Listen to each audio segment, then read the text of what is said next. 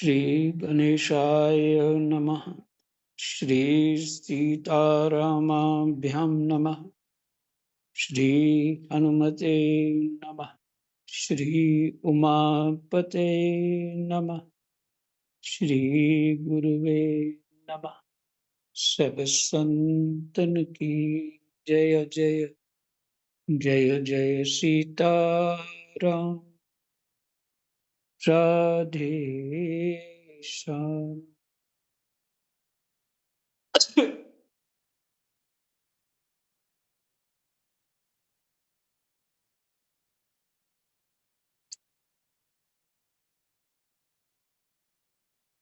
रात को जो पाठ हुआ है,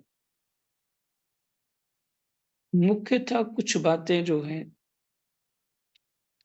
जिसमें परा अपरा का शब्द सुनना चाहते थे। आत्मा से जब प्रकृति संयुक्त हो जाती है, तो फिर वो परा प्रकृति हो जाती है, जिसमें हमारे ब्रह्मा से लेकर सभी देवी देवता आ जाते हैं।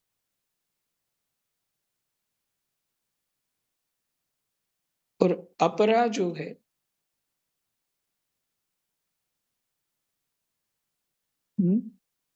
ये पांच भौतिक अपने शरीर से लेकर के जो प्रकृति है, ये अपरा प्रकृति है। तो याद सबको तो नहीं रहेगा, इसको इसमें आगे पाठ जब पढ़ेंगे तो भी इसमें ये बात समझ में आएगी। और इसी विषय को कई बार शास्त्रों में वर्णन किया हुआ है, पढ़ते पढ़ते भी समझ में आएगा। फिर भी परा अपरा प्रकृति।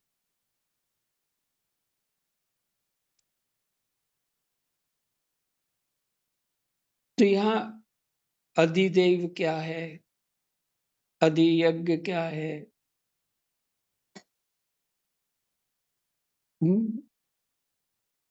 तो ये अंतिम में इसका विस्तार तो पूरी तरह से करना ही चाहिए, लेकिन आगे बोला 8वां अध्याय आरंभ करना है, इसलिए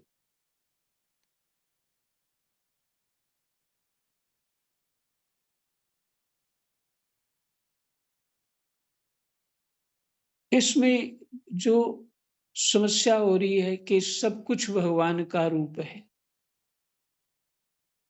सब कुछ भगवान का रूप है ना? तो वो कैसे है? और दूसरी तरफ कह रहे हैं कि ये जड़ वस्तु है, चेतन वस्तु है। जड़ वस्तु परमात्मा नहीं है, चेतन वस्तु ही परमात्मा है, माने वो तत्व है, ब्रह्म है। तो ये भेद हो जाता है, तो फिर कहते हैं सब कुछ जो है वो ब्रह्म है। ये थोड़ा समझने में लगता कठिन है, पर है सीधी बात।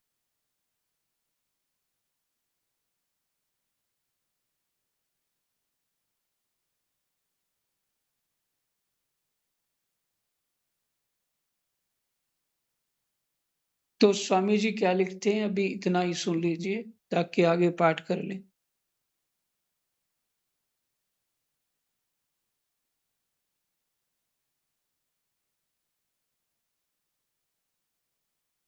पहले जिन्हें परमात्मा परा और अपरा प्रकृति कहा गया था, उन्हीं के यहाँ दो दो भेद किए गए,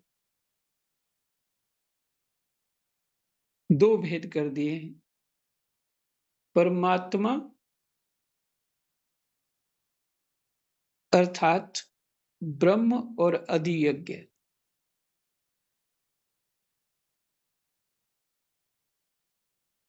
अधियज्ञ भी परमात्मा है, वो ब्रह्म तो है ही, वो जानते हैं।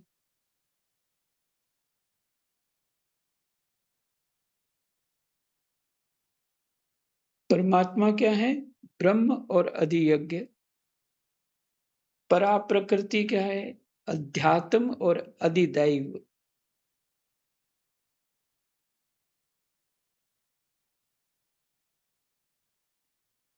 इंद्रियां, इंद्रियां इत्यादि और देवता, अधिदैव।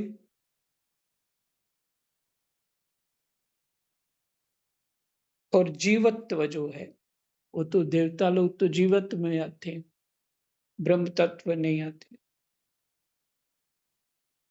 ये परा प्रकृति है। अपरा प्रकृति क्या है? कर्म माने क्रिया और अधिभूत। अधिभूत तो पंचभूत महाभूत हैं। तात्पर्य है कि परमात्मा परा और अपरा दोनों ही मिलकर भगवान का समग्र रूप है।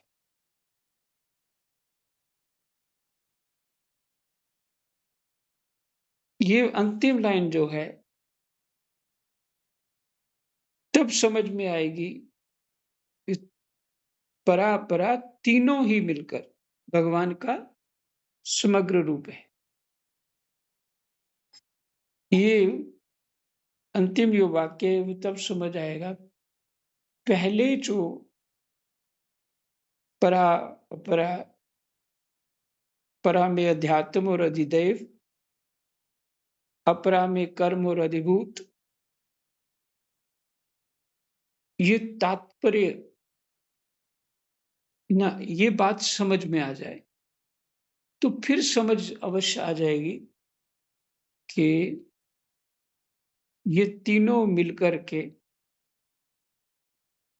परमात्मा, तीन परमात्मा परा प्रकृति, एक तो परमात्मा ब्रह्म और अधियज्ञ है जो, फिर परा प्रकृति अपरा प्रकृति, तीन हो गए। माने ब्रह्म हो गए ऐसे मानिए, परा प्रकृति हो गई, अपरा प्रकृति, तीन है।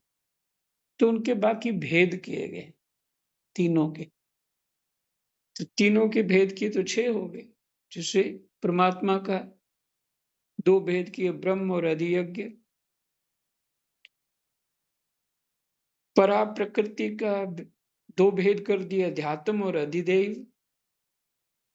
अपरा प्रकृति के दो भेद कर दिए, कर्म और अधिभूत। तो जब ये समझ ठीक से आएगा तब समझ में आएगा कि समग्र स्वरूप जो है ये परा अपरा का, ब्रह्म का एक ही रूप है। वो किस तरह से ये बताया, यही समझना है। हाँ, इन सब बातों के लिए बुद्धि शांत होकर के इसके ऊपर चिंतन करना चाहिए, तो इसका विज्ञान सहज में खुलता है। क्योंकि ये सारा का सारा अपना ही स्वरूप है, कोई और नहीं।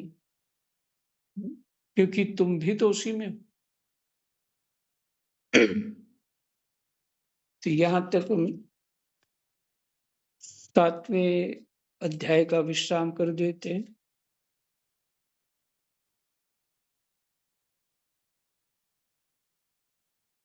श्रीमद् भगवत गीता 8वां अध्याय, 8वां अध्याय, श्लोक संख्या 1 और 2। अर्जुन बोले, हे पुरुषोत्तम, वह ब्रह्म क्या है? अध्यात्म क्या है? कर्म क्या है? अधिभूत किसको कहा गया है और अधिदैव किसको कहा जाता है? यहाँ अधियज्ञ कौन है और वह इस देह में कैसे है? हे मधुसूदन, वशीभूत अंतःकरण वाले मनुष्यों के द्वारा अंत काल में आप कैसे जानने में आते? स्पष्ट हो गया? जो आप जो जानना चाहते हैं, वही अर्जुन ने प्रश्न किए। ब्रह्म क्या है? अध्यात्म क्या है? कर्म क्या है? अधिभूत किसको कहते हैं, कहा गया है? और अधिदेव किसको कहा जाता है? अधियज्ञ कौन है? और वह इस देह में कैसे है? यही सब अभी-अभी आपने सुना।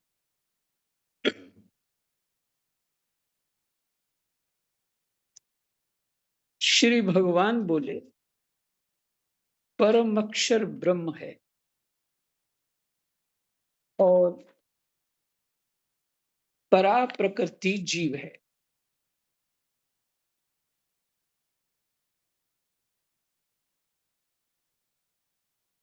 परा प्रकृति जीव को अध्यात्म कहते हैं। माने जीव परा प्रकृति है, उसी को अध्यात्म कहते हैं। जो अक्षर है वो ब्रह्म है। परा प्रकृति अध्यात्म अर्थात जीव है। एक ही बात है। प्राणियों की सत्ता को प्रकट करने वाला त्याग कर्म कहा जाता है। प्राणियों की सत्ता को प्रकट करने वाला त्याग जो है, वही कर्म कहा जाता है।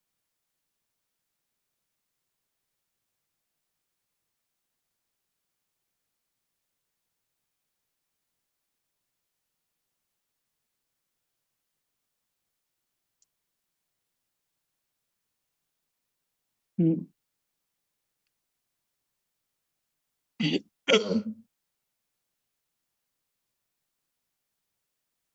प्राणियों की सत्ता को प्रकट करने वाला त्याग कर्म कहा जाता है।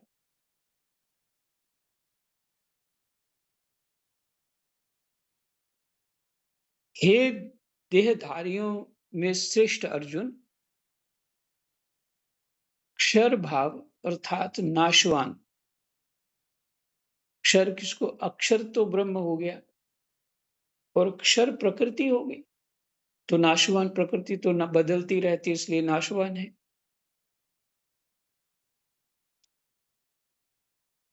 क्षर भाव अर्थात नाशवान पदार्थ अधिभूत हैं। वही पंचभूत इत्यादि क्रिया इत्यादि, ये क्षर है और अक्षर ब्रह्म है। पुरुष अर्थात हिरण्यगर्भ ब्रह्मा अधिदैव है। और इस देह में अंतर्यामी रूप में मैं ही अधियज्ञ। पीछे भी भगवान ये बता चुके हैं।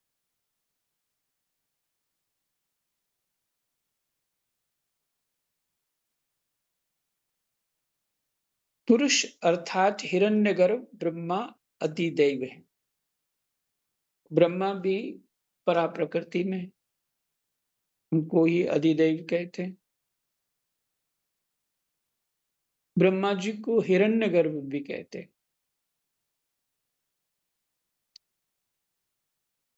ब्रह्मा जी को पुरुष भी कहते हैं।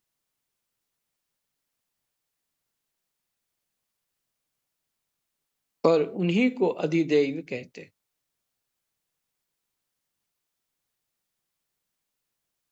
और इस देह में जो अंतर्यामी रूप से है, वह मैं ही अधियज्ञ हूं।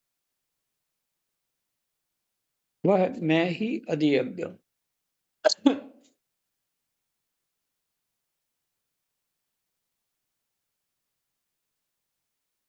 स्वामी जी की व्याख्या इसमें इसी बात को दो श्लोक को बताने के लिए, तीसरे और चौथा,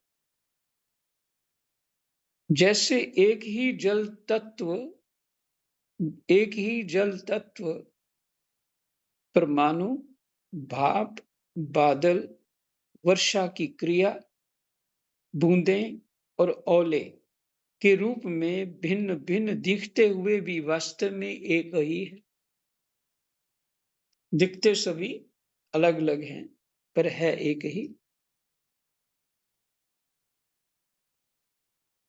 जल तत्व प्रमाण माने वही जल जो है, उसका कोई अंश भाप, बादल, वर्षा की क्रिया, बूंदें और ओले माने बर्फ जैसे बन जाते हैं, के रूप में भिन्न-भिन्न दिखते हुए भी वास्तव में एक ही है। इसी तरह एक ही परमात्म तत्व ब्रह्म, अध्यात्म, कर्म, अधिभूत, अधिदैव और अधियज्ञ के रूप से भिन्न-भिन्न दिखते हुए भी वास्तव में एक ही है।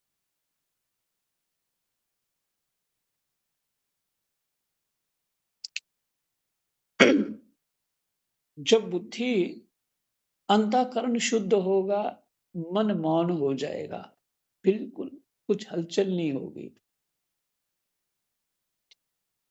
चित्त में चित्त जो चलता है उसमें निरोध हो जाएगा, रुक जाएगा, मन मौन होगा। मन तो संकल्प करता है, चित्त ही वृत्तियां घूमती रहती है चित्त की, वो भी शांत हो जाएंगी। तो ऐसी स्थिति में स्वतः ही ये तत्व समझ में आने लगता है और उस समय जैसे हमारा विचार चल रहा होगा, उस अवस्था के बाद हम जो चिंतन करेंगे, तो फिर ये बात समझ में आने लग जाती है। अभी जो हमारा वेग है ना, उस संसार को समझने वाला है। वैसी हमारा वैसी हमारी प्रकृति बन चुकी, स्वभाव बन चुका है। इसका उपाय यही है कि बार-बार पाठ सुनते रहो, पाठ करते रहो और उसका विज्ञान समझते रहो और ये विज्ञान अपने ही विवेक से खुलेगा। यानी सत्संग से विवेक प्राप्त होता है और स्वतः उसका चिंतन करने से ही खुलता है। ये चिंतन स्वतः करना है। ये जो पढ़ाई में अक्षर इत्यादि समझ तो आ जाते हैं, परंतु उसकी अनुभूति करना ऐसा है, उसका चिंतन करना, ये स्वतः का काम है, अपना काम।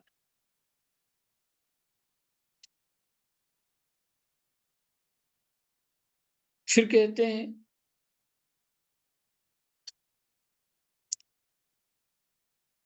फिर से सुन लीजिए, जैसे एक ही जल तत्व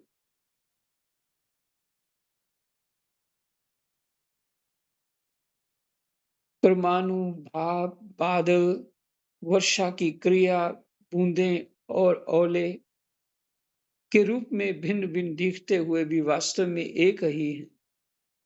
इसी तरह एक ही परमात्म तत्व ब्रह्म, अध्यात्म, कर्म, अधिभूत, अधिदैव और अधियज्ञ के रूप से भिन्न-भिन्न दिखते भी वास्तव में एक ही है। दिख दिखते हुए भी एक ही दिखते हैं, एक ही हैं। दिखते अलग हैं, पर हैं एक ही।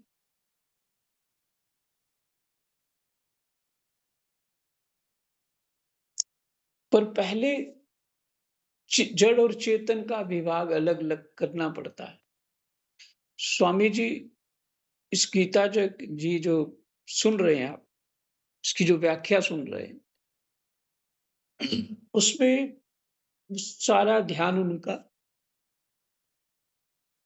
भाव जो है कहने का, वो जड़ और चेतन विभाग अलग-अलग करने में।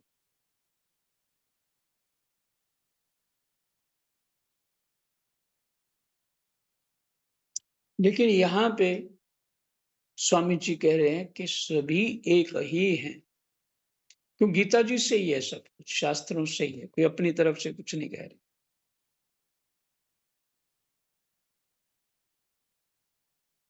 परमाणु रूप से जल ब्रह्म है, भाप रूप से जल अधियज्ञ है।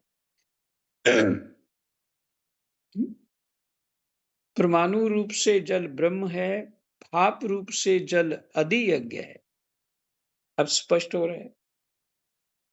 बादल रूप से जल अधिदैव है और बूंदे रूप से जल अध्यात्म है। वर्षा की क्रिया कर्म वर्षा की क्रिया कर्म है और बर्फ रूप जल से अधिभूत है।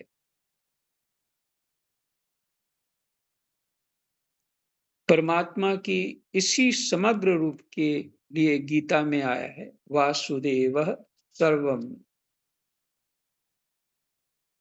और भी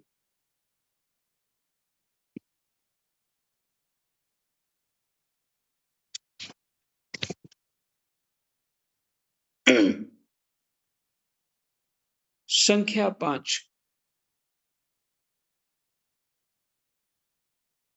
अच्छा, आपने ये स्वामी जी का वो सुन लिया, व्याख्या सुन ली उनकी। और पर संख्या 4 फिर से पढ़ लेते हैं। हे देहधारियों में श्रेष्ठ अर्जुन, क्षर भाव अर्थात नाशवान पदार्थ अधिभूत हैं।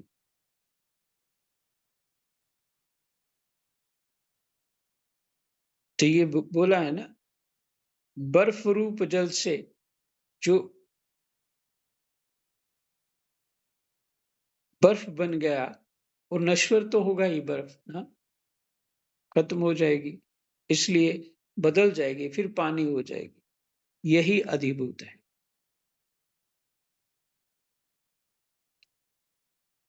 हे देहधारियों में श्रेष्ठ अर्जुन, क्षर भाव अर्थात नाशवान पदार्थ अधिभूत हैं। पुरुष अर्थात हिरण्यगर्भ ब्रह्मादि दैव हैं। ब्रह्मा अधिदैव है, आदिदेव बोल दिया, अधिदेव है। अधिभूत। हम्म, जो प्रकृति बदलती है वो अधिभूत है। जो देवता आदि हैं वो अधिदैव हैं, ब्रह्मा से लेकर जीव पर्यंत। और इस देह में अंतर्यामी रूप से जो निवास करता है आत्मा, वो अधियज्ञ है। हो गया खेल खत्म।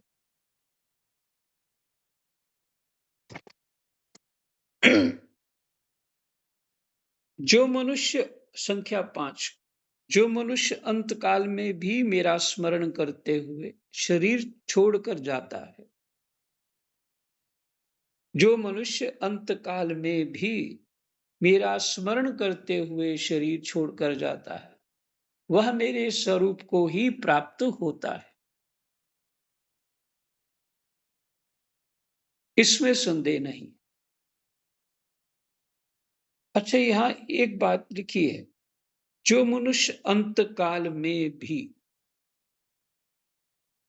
इसका अर्थ पहले भी वो भगवान का स्मरण करता रहता है और अंत काल में भी उसी से होता है, उसी से अंतकाल में होता है। जिस परमात्मा के स्वरूप को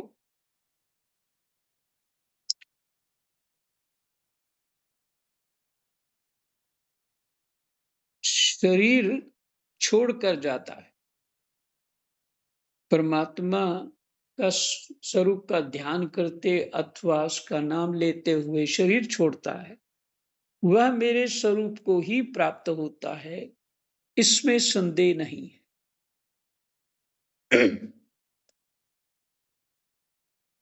संख्या 6। हे कुंती पुत्र अर्जुन, मनुष्य अंतकाल में जिस जिस भी भाव का स्मरण करते हुए शरीर छोड़ता है, वह उस अंतकाल के भाव से सदा भावित हुआ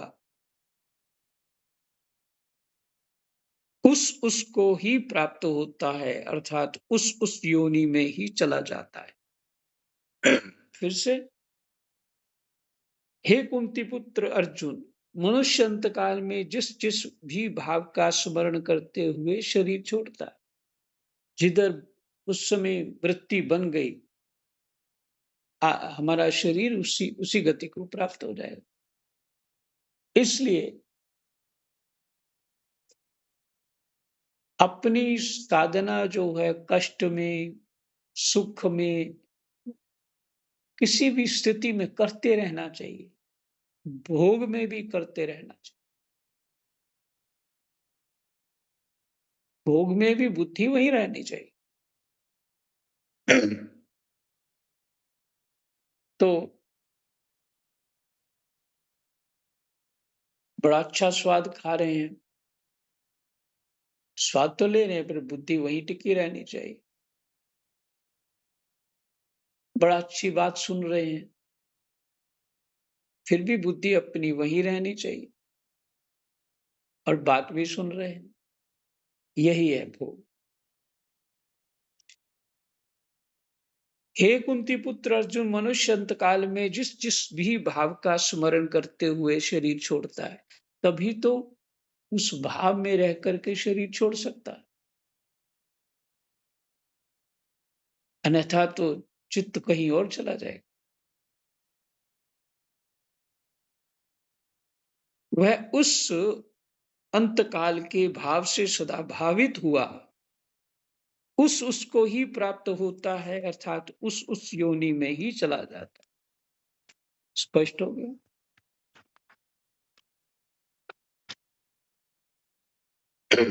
संख्या 7। इसलिए तू सब समय में मेरा स्मरण कर। अब भगवान जी ने मोहर लगा दी, जिससे मैंने बोला कि भोग काल में भी चित्त सुखी अथवा दुखी है, दोनों समय में। तो परीक्षा मृत्यु के समय तो होती है ना, वहां पे उस समय शरीर की अवस्था, कितना कष्ट हो, कितनी ममता हो, सब कुछ हर समय वो चित्त में रहना चाहिए। इसलिए तू सब समय में मेरा स्मरण कर और युद्ध भी कर। मुझ में मन और बुद्धि अर्पित करने वाला तू निस्संदेह मुझे ही प्राप्त होगा।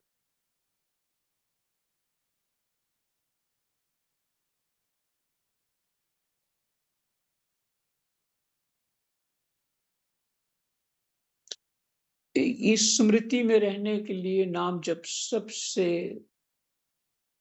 बड़ा मंत्र है। सबसे बड़ी उत्तम जो है, सरल उत्तम शब्द, वो नाम जप है। तो नाम जप कभी नहीं छूटना चाहिए, यही भाव हुआ।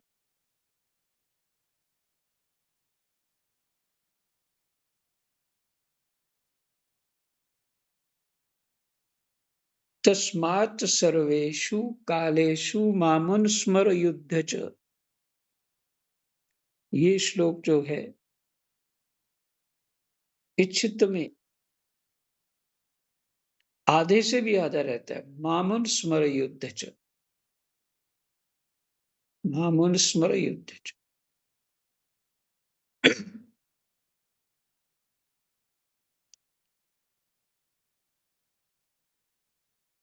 इसलिए तू सब समय में मेरा स्मरण कर और युद्ध भी कर।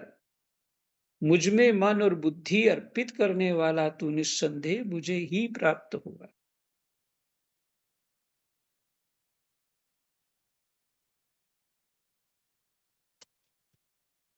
संख्या 8। हे पृथानंदन, अभ्यास योग से युक्त और अन्य का चिंतन ना करने वाले चित्त से परम दिव्य पुरुष का चिंतन करता हुआ शरीर छोड़ने वाला मनुष्य उसी को प्राप्त हो जाता है। हे पृथानंदन, अभ्यास योग से युक्त और अन्य का चिंतन ना करने वाला, अन्य का चिंतन ना करने वाले चित्त से परम दिव्य पुरुष का चिंतन करता हुआ शरीर छोड़ने वाला मनुष्य उसी को प्राप्त हो जाता है अभ्यास योग से।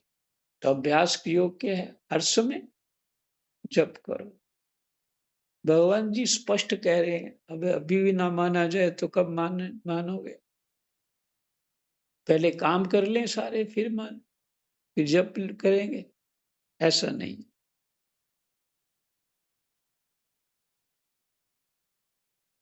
मेरे चित्त में ये रहता था, सुनीता जी माला करती रहती थी,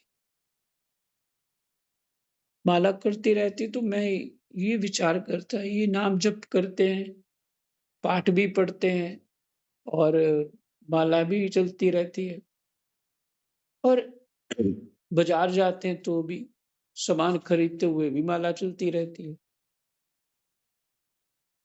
कथा सुनने जाते हैं तो वहां भी माला चलती रहती है। तो मैं विनोद से उनको कहता कि पैसे गिनना छोड़ो, एक चित्त होकर के एक काम करो ना। तो वो बोलते थे, अब वो मुझे कैसे समझाएं? वो बोलते थे, मेरे को अभ्यास हो गया ना, अब मुझे छूटता नहीं है, मेरे को अभ्यास हो गया है, अब छूटता नहीं है, छोड़ देती हूँ तो फिर काम नहीं होता ठीक से। चलो ठीक है। और जब रसोई बनाते थे तो उसमें माला तो नहीं करनी, तो हनुमान चालीसा पाठ करते, स्तोत्र पाठ करते, इस तरह से करते थे। तो किसी को देखने से ही समझ में आता है, इसलिए संग की आवश्यकता होती है।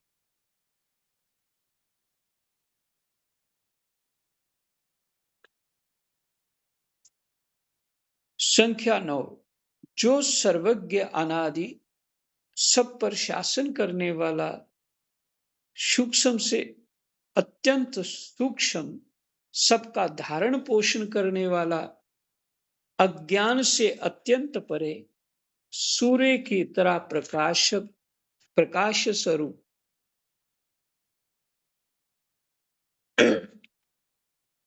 अर्थात ज्ञान स्वरूप ऐसे अचिंत्य स्वरूप का चिंतन करता है। वह भक्ति युक्त मनुष्य वह भक्ति युक्त मनुष्य अंत समय में अचल मन से और योग बल के द्वारा, देखिए अचल मन करना पड़ता है अभ्यास योग से, अभ्यास नहीं छोड़ना चाहिए। अचल मन से और योग बल के द्वारा भ्रिकुटी के मध्य में प्राणों को अच्छी तरह से प्रविष्ट करके शरीर छोड़कर उस परम दिव्य पुरुष को ही प्राप्त होता है।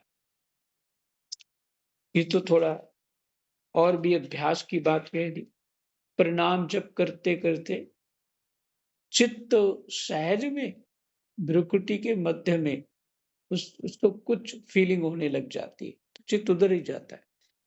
तो श्री नाम जप का जो है विशेष नाम जप करना चाहिए। नाम जप से ये जो सुन रहे हैं, जो नहीं समझ आया वो भी आता है।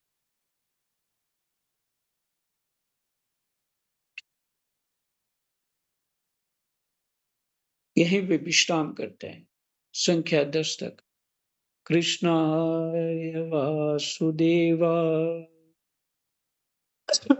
हरे परमात्मने प्रणतः क्लेशनाशाय गोविंदाय नमो नमः। जय जय।